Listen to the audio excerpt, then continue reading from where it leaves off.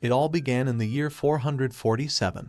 Humanity was at war with the demons, teetering on the brink of schism. They held on to hope of victory with the assistance of the 6 heroes, believing that their power would defeat the 6 Dark Lords. Only one meal remains, and he is the protagonist. His companions warn him that the human army is approaching, and all defenses have been defeated.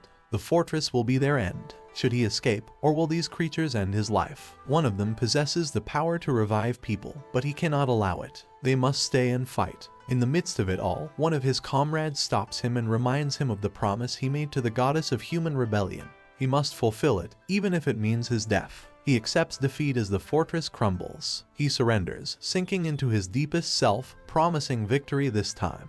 Afterward, he vows to return after 1,000 years to conquer humanity and fulfill the goddess's mission. 1,000 years later, we see 2 young women exploring the ruins of the fortress. Their names are Riselia and Regina, and their mission is to investigate the mysterious creatures known as Vasios that are invading humanity. Suddenly, they hear a loud noise and discover a giant sculpture that seems like an object from a cemetery nearby. It must be the tomb of the ancient king, the king of the dead, and it seems very lonely. As they continue, they come across a giant door that is likely where the ancient king is sealed. However, it is too tough for them to open. Riselia notices some ancient writing on it and takes a photo, thinking it might be a spiritual letter. She assumes it will take a long time to open the door and decides to keep watch. When she touches the door, it suddenly opens, and she gets her gun ready, but it reveals an empty room. They continue and come across a giant purple crystal. It may be the magic power counter. Riselia is surprised, and then they hear a voice from inside asking for help. They must do something before they leave, so they contact the goddess of rebellion, Riselia, who they had been searching for. Riselia explains that 1,000 years have passed, and she couldn't do anything against the power of the 6 heroes. She sacrificed her body to fulfill her promise and is glad that he remembers it. Returning to the present, our protagonist is attacked by the woman. These ruins should have been sealed by a magical barrier, or perhaps they came to steal. At least it seems like their establishment ritual was a success. Riselia keeps firing, but he smiles, irritating her. How dare he invade the tomb of their resting subordinates? She activates her power to break the crystal and pushes the girl back. She wanted to see his face and realizes that he's just a beautiful woman. She stays for a while, contemplating, and then remembers she needs to punish the intruders. But the girl asks what a child is doing there. That's when she notices that he looks like a child.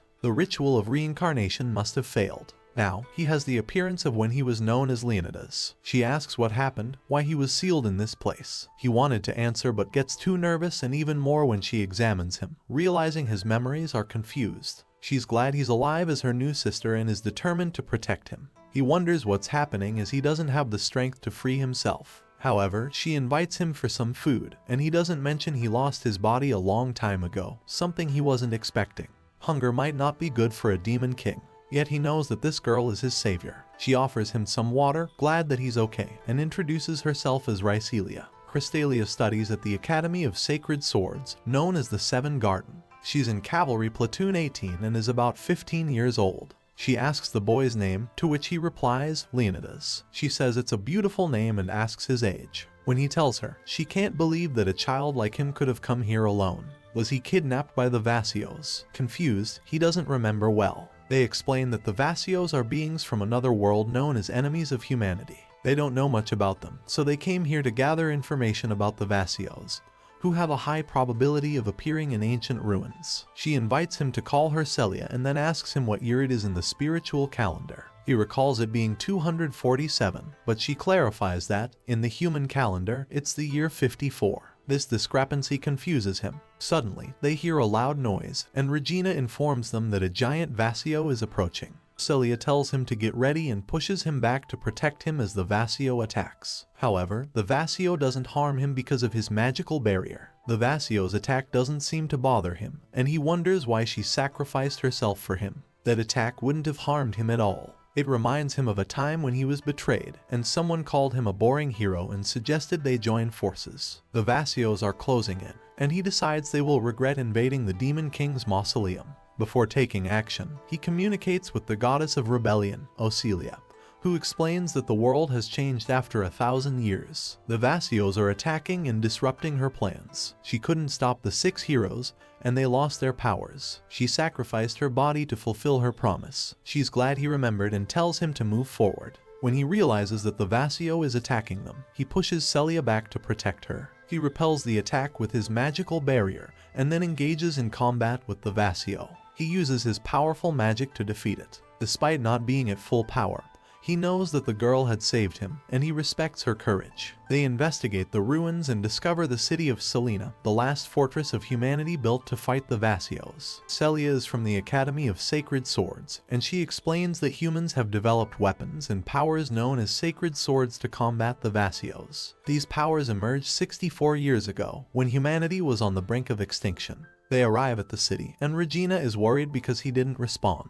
Celia introduces him as Leonidas, but Regina thinks he might be confused. She realizes that something is strange as she has a mark on her leg. Her blood seems to be returning, and her teeth grow, indicating that her powers are manifesting. She is concerned about potential side effects. Regina questions the boy, and Celia tells him to be careful with his words as they don't want him to turn into a pervert. He reveals that he doesn't remember much about what happened. Regina wonders if he's telling the truth and if he was kidnapped. Celia asks about the city, and he explains that he lived in these abandoned ruins. Regina makes a playful comment, and Celia asks him to stop, but he reassures her that he won't become a pervert. As they approach the city, they notice the giant Selena. Regina tells Leonidas to hold on tight as the ride will be cramped. Celia tells Regina to stop making jokes, as they could mess with his mind. He assures them that it's okay, but they both find it odd. They arrive in the city, and Leonidas is amazed by the changes that have occurred over 1,000 years. Celia tells him they have reached their destination.